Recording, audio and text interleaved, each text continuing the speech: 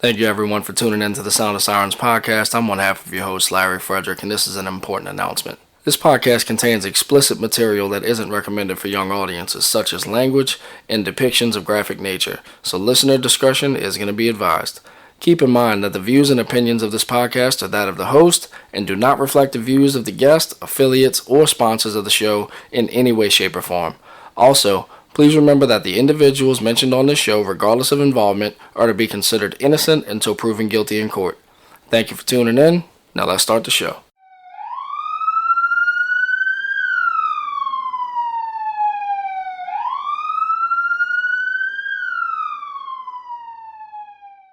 Good evening, everybody. Welcome to Season 3 of the Sound of Sirens podcast. I am your host, Larry Frederick, and I hope that little month that I had to take off didn't cause anybody to walk away or forget about us, because we're back, and we are back with a really interesting case coming out of Ragley, Louisiana. It's going to be covering Ryan Goodwin, and we'll be interviewing his ex and the mother of his child. Before we get into anything, I want to thank everybody for coming back, tuning in, and acknowledge our top fans. We did not lose top fans over this month, and I think they deserve some special recognition. So without further ado, we have on a 3-month streak, Miss Shelley Newberry. Also, we have Miss Beverly Williams on a 2-month streak. We also have Sophie Hernandez on a 2-month streak. And we also have Daisha Hartman Brazel on a 2-month streak.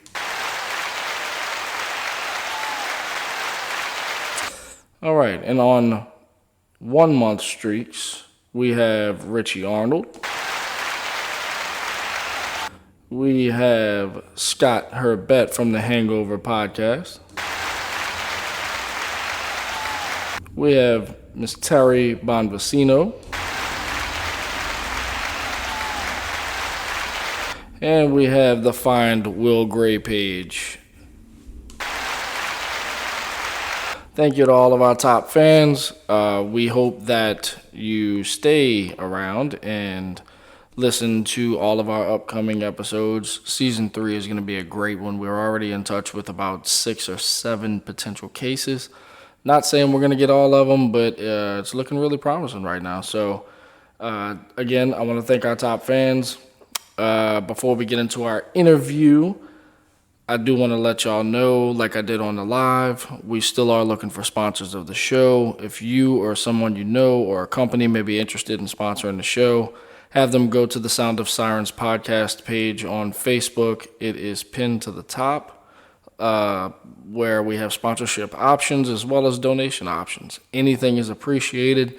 Again, we pay to put this show on, and we really want to be able to bring you the content that you all have come to want. And also, we want to be able to continue to help these great people who are just looking for answers in unfortunate circumstances. But without further ado, we're going to jump into the interview with Miss Sara.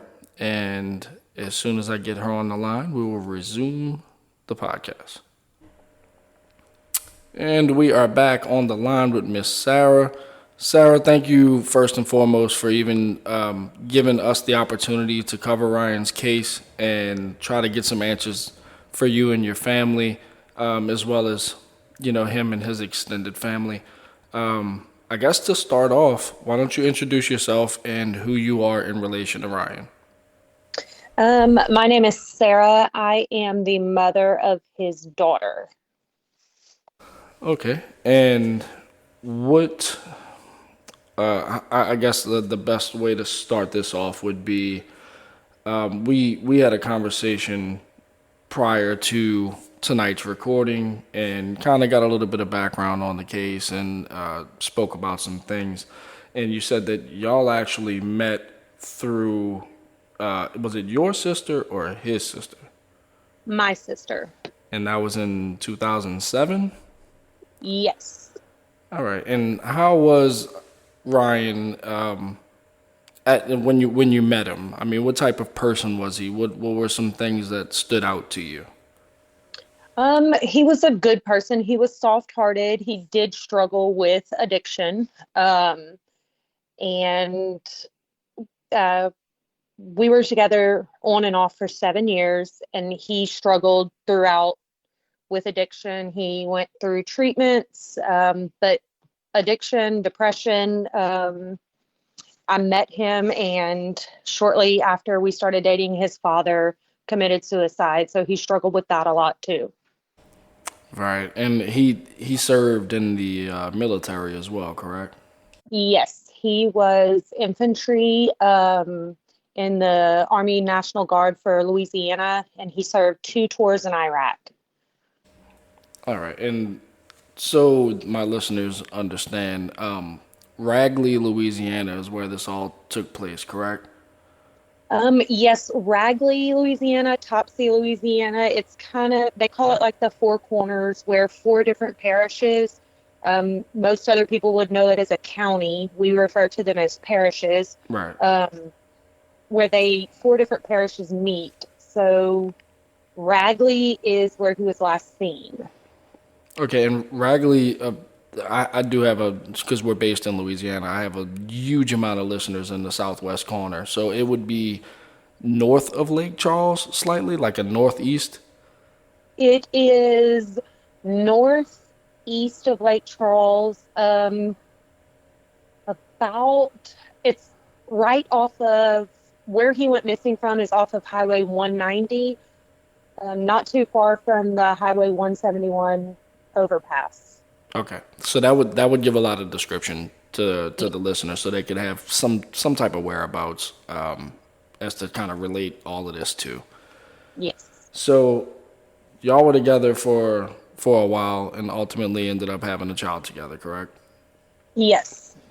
All right. And what was, if any, the relationship between, and then I'm saying as things kind of went bad because we ultimately know that you kind of didn't have a standing relationship with him when he went missing, and we'll get to that. But was he present at all? No.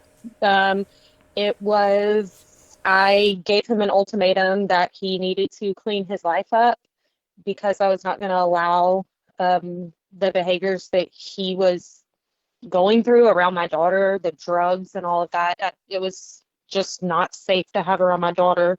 So in February of 2016 is the last time that I spoke with him. And he went missing exactly when? June 20, roughly somewhere between June 27th and July 3rd of 2018. So it had been about 2 years since you've Yeah, had communication with him. yes. And in those 2 years, were you hearing anything about what he may have been into, or were you hearing anything positive? Like, was he trying to get his act together? I mean, what was some of the things that you were hearing about him? During that time, I was not hearing good things about him. There are things that I heard about him that I won't mention on here, but um, he had went to jail in 2000 and well, no, that was after that. So, but there's things that I was hearing just from my daughter's, I mean, my sister's ex, who he was in the military with and he was friends with. So I would hear things through my sister about what was going on with him, and it wasn't good things. Okay, and so this whole time, you're basically you're not intentionally going seeking information, but as you're getting it, you have your daughter at the forefront of your mind, right? Like this whole, I'm assuming you're doing this whole thing for answers for your daughter more than Y- anything. Yes. Okay, and I understand that she's a little older now, so there's gonna be some questions, and I mean, just want to say now publicly before we even get into it that I'm sorry that you have to even be the one to, if you get the explanation, relay that information to a young child. I mean, that's one of the hardest things in the world to do is be that middleman for a really tumultuous situation. Yes. I myself, we had a conversation. I'm a fire chief, and unfortunately, have on several situations had to relay bad information to young children or family of deceased people and things like that. And I could say it never gets easier. Yeah. So let's start, I guess, at the point where you find out that he's missing. How did you find out he was missing, and what context was behind it? What information did you receive? I got a phone call on November 2nd, 2018 from my sister. Her child's father, Corey LaPointe, had called her from Jeff Davis Parish jail. He was arrested for first-degree murder or accessory to first-degree murder after the fact. He was actually booked into the jail on October 23rd of 2018, but he called my sister on November 2nd. He stated that he had possession of Ryan's debit card and told my sister to give it to me, that there would be money deposited on it every month, that and he also stated to my sister verbatim, Ryan is gone, he's gone. Are you catching my drift? We actually went, well, after receiving that phone call, I made a post on Facebook asking if anyone had heard from Ryan recently, if they could contact me. I had a friend of mine send me some screenshots of some communication between two women. It was a screenshot. It was a woman named Jamie Abear Boudreaux. She sent a screenshot to a woman named Corey Lynn Perkins of my post 14 minutes after it was posted. And the conversation was as follows. Jamie sent the screenshot. Corey said, oh shit. Jamie said, yeah, I knew that would eventually happen. I think I should tell her. Corey said, I think I should too. I can't do it. You have to. Jamie said, oh Lord, LOL, okay. So Goody, which is Ryan's nickname, told Teddy Filipski he was leaving and going to go kill himself. And how long ago was this? Corey, 4 months. Jamie, holy shit, okay, I'll do it. Corey, let me know. Jamie, okay, can I say you told me? Corey, I don't care. Jamie, I won't if you don't want me to. I just don't know how else I would tell her. I know because I don't talk to anyone else around there. Corey, I just don't want to get in it, but you can. Jamie, I don't want to be in it either, but I know that I should tell her. I would feel so guilty if not. Neither one of these women ever contacted me about anything. In fact, one of them sent the screenshots to a mutual friend, and that's how I found out about it. So they were basically insinuating that he had told some people he was going to go off and kill himself. Correct. And I mean, given the I guess lifestyle that he was living at the time that you know of, I mean, I understand PTSD does some things to people, and he did serve, and you said he'd been dealing with some addiction issues for a long time. His father passed, everything like that. Did you immediately, when you found this out and saw the screenshots and all that, did you immediately go with that and believe that, or did you have a different scenario in mind? Absolutely not, because these two women that are in this conversation, one of them, Corey Lynn Perkins, there had already been information that she had something to do with his disappearance, and Jamie Abear's father was allegedly also involved in his disappearance. So no, I did not take it as he went to go kill himself. I took it as this was some kind of cover that they were trying to put together to cover up what had been done to him. I don't think he would have killed himself. So you think it was a way of them publicly trying to cover up something they had direct involvement in? Or that, or maybe trying to think of something to tell me to distract me from what actually happened. Right. Well, yeah. And I mean, in thinking about it, would they have known that you didn't have communication with him for the prior 2 years? Yes, they absolutely knew. Corey Lynn knew. All right. So they knew you wasn't in contact, but still felt the need to confess basically to knowing something or confess a bogus story. That way, maybe it'll stop you from investigating, like kind of like you're doing now. Yeah, kind of like, oh well, I guess he went and killed himself, so I'm gonna just stop here. But no, I don't believe he killed himself. All right. So from there, we have these screenshots. Now we have a couple of I'll call them persons of interest. Hmm. Where do we go from there? What is the steps that we're taking? Um, I okay, so the phone call on November 2nd, me and my sister waited until November 5th, I believe 4th or 5th. We went to the Jeff Davis Parish Sheriff's Office and explained to them everything that was going on, and we wanted to file a missing persons report. Um, one of the officers at the jail or the police department, which was the same place as the jail, was it was kind of eerie because he looked at me and my sister, and then he was like peeking out of a window, and he was like, sometimes these things happen and people just disappear and you're not meant to find them. Or not? And that's what was stated to us. It was really creepy. We tried to file the missing persons report, and they said that we were not allowed to because we were not next of kin. So they contacted his mom, and his mom went and filed it. So they didn't give you the whole rigmarole of, oh, it's got to be more than, what is it, 24 hours in Louisiana for an adult to be reported missing, blah, blah, blah. They didn't give you all that. They just skipped straight to, you're not next to kin, you can't report it. Pretty much, yeah. Now, had they, since he went missing, allegedly, the time frame, had any police activity happened? Had they notified anyone that, hey, he might potentially be missing or anything like that, or they just didn't want to be involved?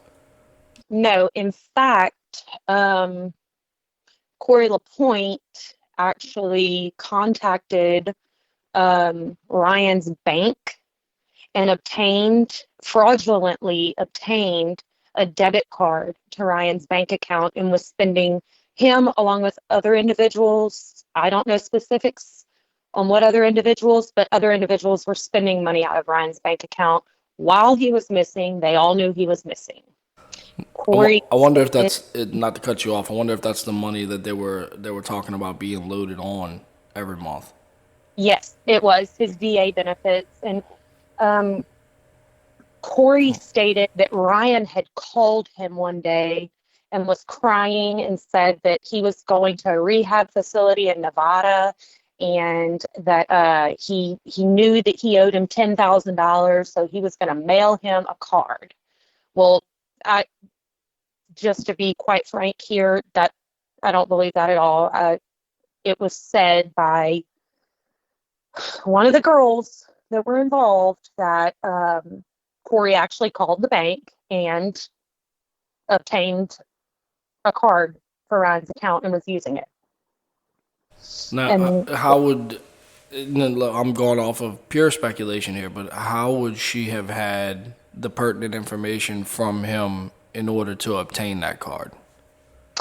um, this is going to sound really weird, but apparently Ryan and Corey, whenever they were in the military together, there's some kind of thing where you have to memorize your battle buddies' pertinent information for, I guess, if something happens. I'm not sure, but Yeah, no, I've actually heard of that. It's just in case something happens and one of them don't come home, they could be the one to notify next to kin basically what happened. yes, and that is allegedly how he obtained, like, they would make it a joke, like, I know all his information and he knows all my information. Like, we could steal each other's identity, but ultimately it was just Corey stealing Ryan's money. Wow. All right. So they said something about going to a rehab facility in Las Vegas. What Hmm. is the time difference between that statement and the screenshots saying, oh, he was going somewhere to kill himself? Because going somewhere to kill yourself and going somewhere for rehab is two completely different things. It was different people. Okay. Corey LaPointe is the one that stated he went to Nevada. Corey Lynn Perkins is a female, and she's the one that Ah, sent the text messages. okay, that's what I got confused real quick. Okay, so I mean, now you have conflicting stories. You have stories coming from two different directions, but it's two people that were obviously semi close to him within the 2 years where y'all wasn't really in communication. Correct. So at this point, I mean, you're hearing he may have gone to rehab, or he may have gone to ultimately kill himself.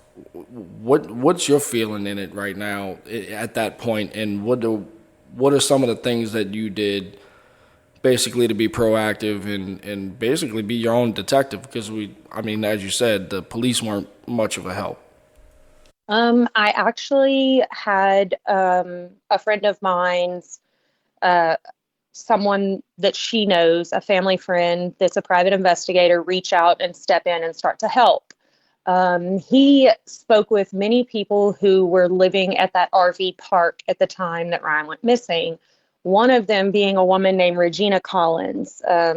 After Ryan disappeared, shortly after, she picked up and moved to California, but she did state to the private investigator she was pregnant and living in the little shack in the RV park.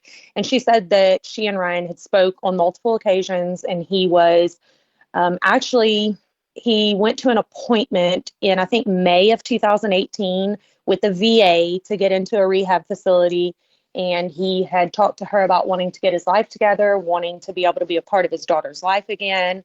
Um, and this woman, I mean, she had things to say, but she wouldn't really speak too much. But she said that one night she woke up and there were some trucks at the RV park that she didn't recognize. And it looked like they were digging a large hole behind a guy named Eric Abear's camper. Eric Abear, I'll explain to you who he is in a bit, I guess. And she didn't really have much more information after that and kind of cut off communication, blocked everyone once she moved to California. Or like after we contacted her and all of that, she was like, I don't want to be involved in this. Okay, so just for context for the listener, we kind of skipped a little bit ahead. As far as the RV park, the RV park, is that where he was known to be staying, or is that just a like a place of common ground where he would go and meet people? He was staying there as of June 27th, 2018. Eric Abear picked him up from the place that he was no longer allowed to stay, and he went to stay at the RV park with Eric. Okay, so he was staying with this gentleman. Yes. Okay, so from there, you said this guy Eric, basically the person you were speaking to said that they were digging a hole. Was it outside of his property, or like in just he was involved in some way? Uh, she didn't know. She didn't go over there. She said it was dark and late, but she could see them digging a hole behind this guy Eric's camper. So it was behind his camper. Okay, Yeah. and it would have been the same camper that Ryan was staying in. Yes, I assume he was staying in the camper. All right. So did the police ever get this information? Did they ever try and, I don't know, bring a cadaver dog around that area? Anything to the, of that nature? Um, I believe that they brought a cadaver dog, but I wasn't there, so I didn't see them bring a dog. Allegedly, the Beauregard Parish Sheriff's Office brought one, but they didn't hit on anything or but I didn't see this with my own eyes, and I never had any kind of formal confirmation that there was a cadaver dog out there at that property. Okay. And just for context for me, are you or have you been the main person kind of heading up the investigative side of this, or is there, someone that is next of kin that is ultimately trying to get information as well, or do you not know? I am the only person who has done any investigating on this. That's sad. Um, everybody deserves at least a shot at being looked for, Yeah. despite their lifestyle or their past or anything like that. And man, that's hard. In fact, when I originally heard about Ryan's case and did my background research and all that, there was very minimal information I could find on him. Yeah. Which is why I'm glad you agreed to do the interview so we could get a little bit more insight as to what's really going on or what you really think is going on, because I think that would provide a lot of clues or insight into to the totality of the situation. So Yes. so from here, you said this person said that they may have dug holes behind this RV or camper. What else are you finding out from that point? From the private investigator at that point, I had found out that he had spoke with this guy, Eric Eder. This is the same guy who picked Ryan up from the house that he was no longer allowed to stay at, and on June 27th of 2018. Um, Eric had several stories about what happened to Ryan. The first one that he stated was that they were mowing grass. Ryan got upset. He took off down, walking west on Highway 190, and he never saw him again. Next, he stated that Ryan said he was going to kill himself one night and went into the woods and was never seen again. And last, he said that he and Ryan went to the Ala Capri for the 4th of July because Ryan had complimentary rooms. Eric returned to the RV park the next day, but Ryan was not with him. Ryan was actually dating Eric's stepdaughter, and or they were close friends, I guess, maybe not dating. And she started questioning where Ryan was, and Eric said that he had stayed at the casino with some girls and he hadn't heard from him again. And shortly after Ryan's disappearance, Eric picked up and moved to Livingston Parish. So, like within close proximity time wise, he just up and left. Yes.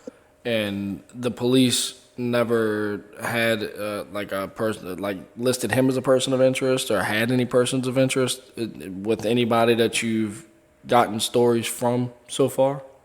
Not necessarily. I've provided them all the information that I receive, and I've really gotten nowhere. Hopefully, with the change of leadership in that parish, the recent change, hopefully we can get some answers soon. So they've had somebody else take over as like their chief of police or something like that. Their sheriff, they have a new Sheriff. sheriff. Okay. Yeah. So hopefully, yeah, they'll reopen that to some degree, and provide you with some kind of resources. That would be nice. Yes. So only one of those stories that Eric ultimately said has some kind of merit to it in my mind due to what we talked about before, and that's his belongings were found in what was it, a shed off of 190? At that RV park, correct. All of his belongings were found there. His wallet, his driver's license, all of his clothing and everything. I assume everything that he owned was packaged up in totes and was found there. Eric had, after the private investigator spoke with him the first time, I think he got antsy and was going to go move Ryan's stuff. However, the person that was running the RV park at that time moved all of Ryan's things from where they originally were and locked them up. Um, And so Eric showed up at the RV park, and just so happened the private investigator did too, and was asking him, "Hey man, what are you doing over here?" And he says, "Oh, I'm waiting for the mail lady." And which was like, you moved to Livingston Parish. Why are you waiting for a mail lady at an RV park in Raglan? Right. I mean, you would have done a change of address or something. Yeah, or do they even have a mailbox at an RV park? I don't know. Right. Maybe one of those, like, you got to get a P.O. box, something like that, which Yeah, makes no sense. yeah. But even with that, so, okay, they locate his belongings in the same RV park that he was known to frequent. You got all of these stories going on. What ultimately happens with his belongings? Did they get turned over to you? Did they get turned over to the police? You know. I have all of his stuff still. It's all still in the boxes. I've gone through it, but I haven't washed anything or anything like that. But it's really just a bunch of junk, honestly, and it's kind of sad because that's all he had. But the police, I believe, have his wallet and his driver's license. Okay. So, what's some other pertinent information, if there is any, that you would like to go from there? From that point, is there anything that comes up that is alarming, or did you find out anything on your own that the police didn't? Some, Yeah. you know. Actually, we had the Cajun Navy come in and help do a ground search. Like, we literally had people, and we scoured the entire area where he was last known to be, and the house that he had been picked up from, all of the area around that. The Cajun Navy came in and helped with that. Um, that was in May 18th, 2019. However, on April 6th of 2019, I received a message on Facebook from an obvious fake profile, with I guess, the mask name of Herman Brooks. And I can read the message to you, which kind of, I don't, I believe this may be what happened to him, but I can't say for sure. But it's chilling that someone sent me this message, but won't, And after that amount of time too. yeah, but they won't reveal themselves. And I guess, do you want me to read it? Oh yeah, sure. Listen, if you're comfortable with it, whatever you want to say, we're open.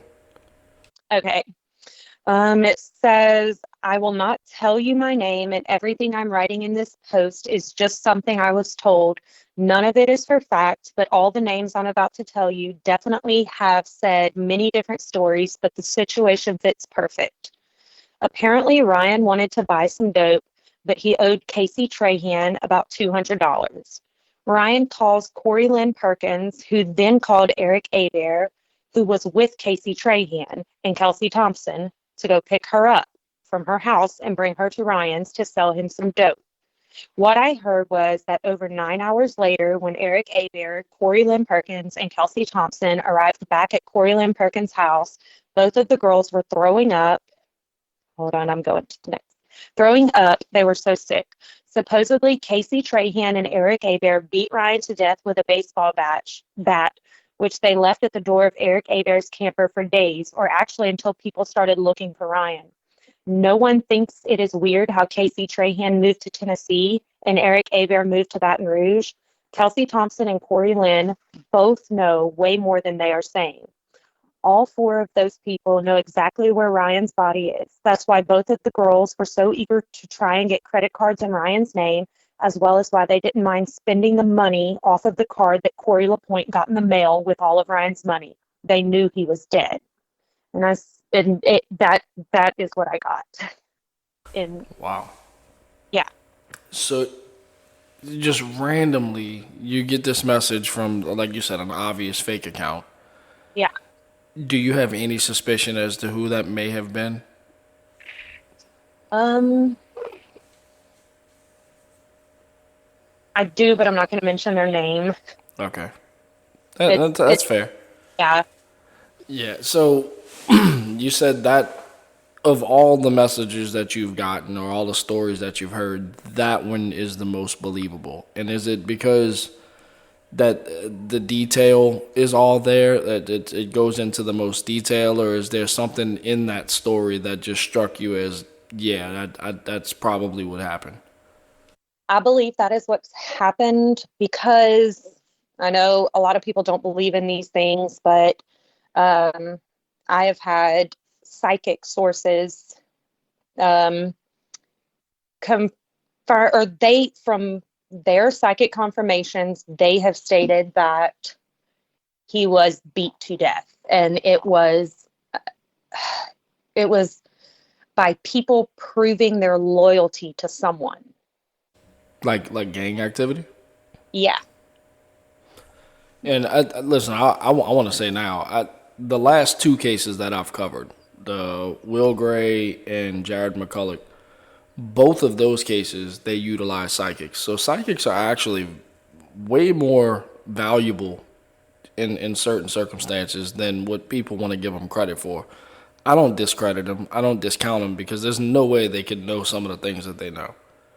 Yeah, exactly. So when you spoke to the psychic, you said they alluded to like a blunt force beating, and the reasoning behind that was basically like a proven loyalty to someone.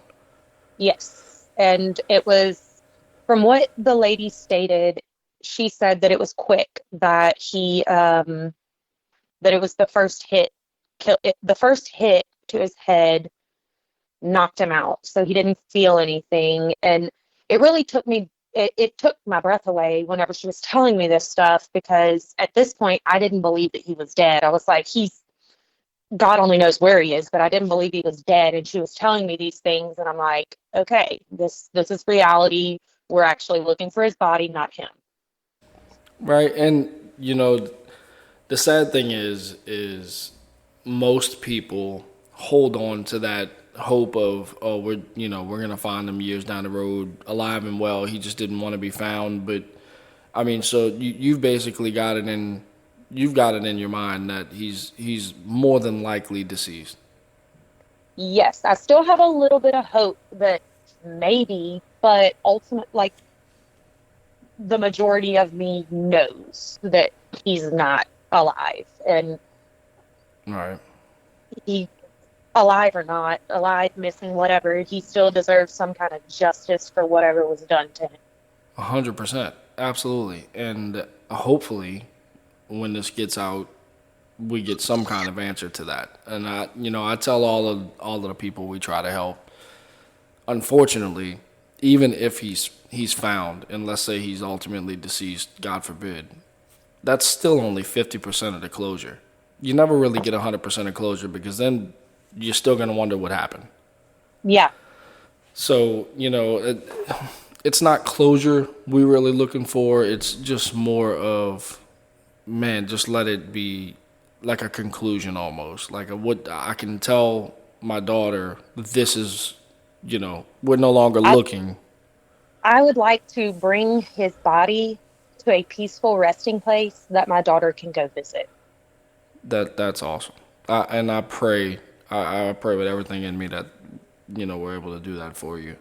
That I couldn't imagine. I think about it. I have two kids, and God forbid something would happen to me, and my wife have to explain to them, hey, we don't really know, and they can't see me. I could only Yeah. imagine the toll that takes on a child. She's very resilient, but I'm honest with her to the extent that she can understand. Right. And that's good. It's good that she has some type of support system throughout the entire thing. Yes. All right, so the Cajun Navy comes out. They do their searches. Obviously, nothing is found by them, right? No. Um, Has there been anything else? That yes, there. okay. My first private investigator back to the RV park. Um, he found behind where Eric Abear's camper was parked, there was a burn pile. And for some reason, he started digging.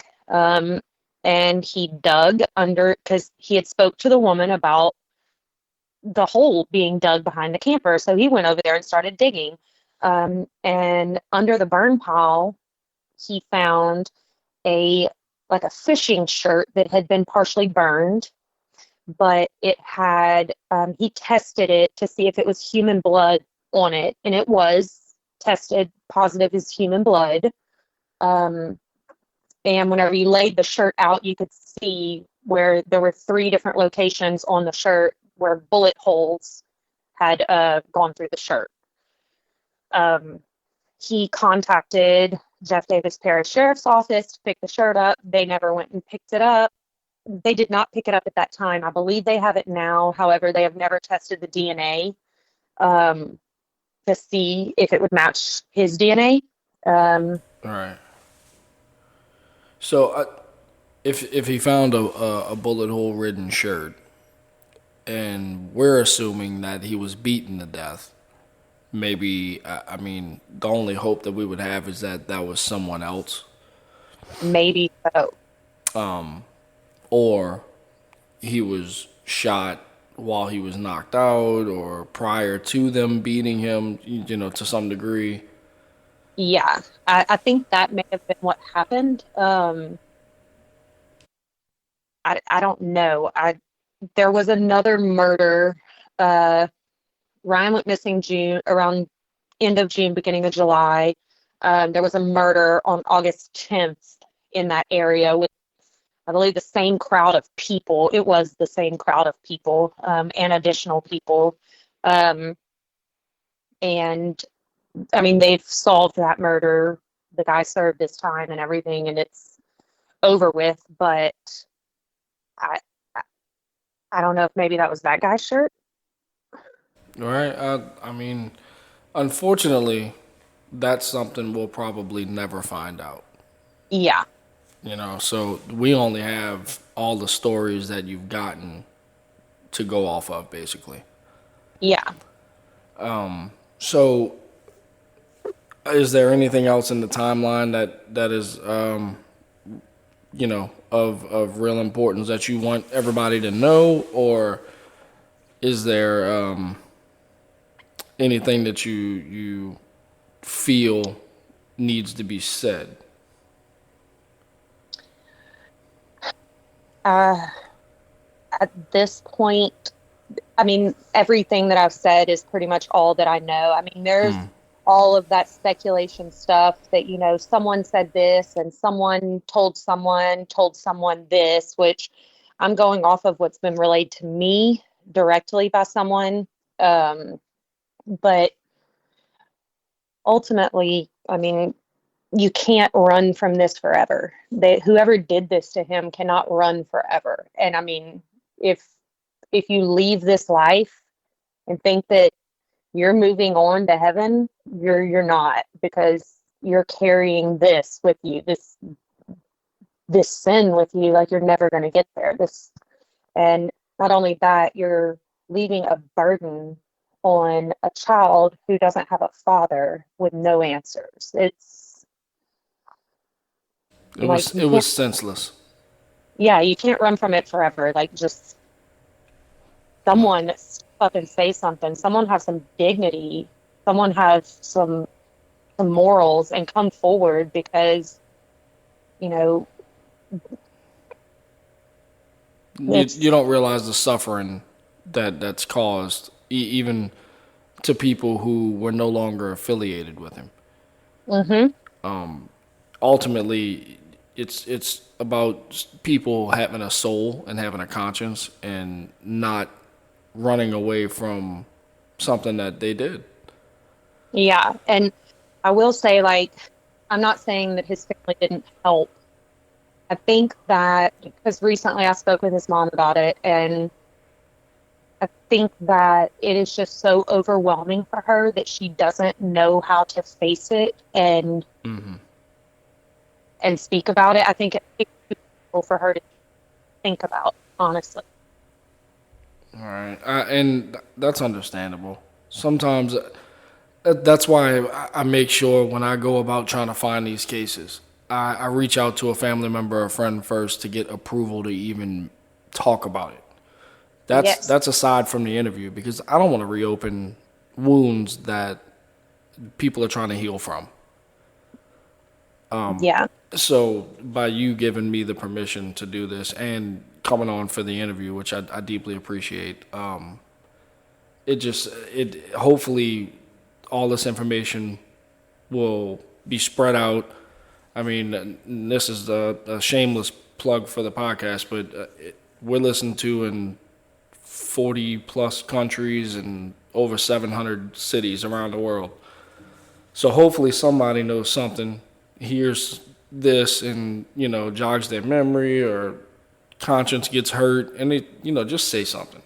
Even if you want Yeah. to remain anonymous, just let us know where. Yeah. Just something like like I've always said, like at this point, just tell us where I made an email account finding William Ryan. I think it's finding Ryan 2018 at gmail.com. And I posted it on the Facebook page. Like, if you want to remain anonymous, create a fake email and send it. That, like, just tell us where he is. At this point, what happened? Yeah, we want to know what happened, but ultimately, we want to lay him to rest at peace. Right, right. All right, so I do this thing after every timeline or talk, so to speak, where I lay out theories. Let's call them theoretics. Is there any you said the one story that was believable to you due to multiple different circumstances was the blunt force killing, basically, or beating. Is there any other theories that you may have pieced together over this time that would make sense to you, or something that you think could have possibly happened? Uh, the the only thing aside from someone have the only thing that I can think of aside from someone forcefully taking his life is, did he witness something and he end up in the witness protection program and he can't reach out to us? But because he had spoke to someone about wanting to change his life and all of these things, but I just, in the same sense, I think that, but then my mind checks me back to reality where I say no, because I don't think he would have ever just taken off and just left our daughter with no explanation. He didn't have that kind of heart. Right, but I mean, and look, he might have not had that relationship with her, but a father is a father. You're always going to have those kind of feelings and instincts inside of you. So, if even if you're not talking, be close, Yeah, close enough the way if circumstances change, it's right there. yeah, So we have the blunt force thing, and you think, well, not really think, but it's a theory that he could have been in witness protection. I mean, possibly, but whenever reality checks back, it's like, no, because he wouldn't have left our daughter like that. Right. All right. Yeah, I'll go ahead and say it. Anybody who's listening to this, if you hear this and you know anything about Ryan and the story or anything that could possibly be useful to the police, who do you suggest the average person reach out to, whether it be a sheriff's office, the Facebook page? Do you want to put any of that information out there? I will say, I don't know if he'll even like me doing this, but I would say Travis Muir at the Jeff Davis Parish Sheriff's Office. So that'd be the point of contact. Yeah, I would say him. And is he's like an investigator on the case? He just transferred from Calcasieu to Jeff Davis. Okay. He is a friend from high school, and he just transferred over there. And I think he would make sure that it's put in the right, that wherever it needs to go, it's going to be put in the right place. Okay. And the Facebook page that you basically run, is that it? Are you like active on it or kind of? Um, Yeah.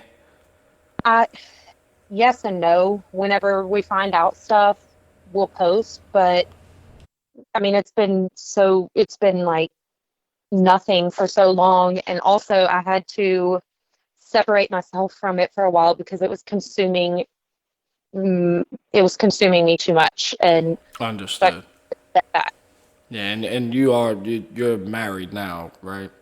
Yes. So I mean, I asked you before how how that's played a part between you and your husband and everything, and I'm sure for him to be like, you know what, handle it for not only your sake but your daughter's sake and everything like that. That shows the character of your husband. So I want to thank him for even allowing you to go forth with all of this and not have it be one of those things that come in between y'all. No, it wouldn't. No, he understands that it's for answers for my daughter, and he's supportive of that. It's very commendable. That shows what type of guy you with. All right. So if that's it, we'll go ahead and wrap it up. Again, I want to thank you for coming on, taking the time to talk with me, and allowing us to tell his story and your story alike. And if there's anything that we can do as far as providing you resources or anything like that, please feel free to reach out at any time, and we'll see what we can do for you. If there's anything that you want us to post on our Facebook, anything like that, just let us know, and we'll do that for you. Okay.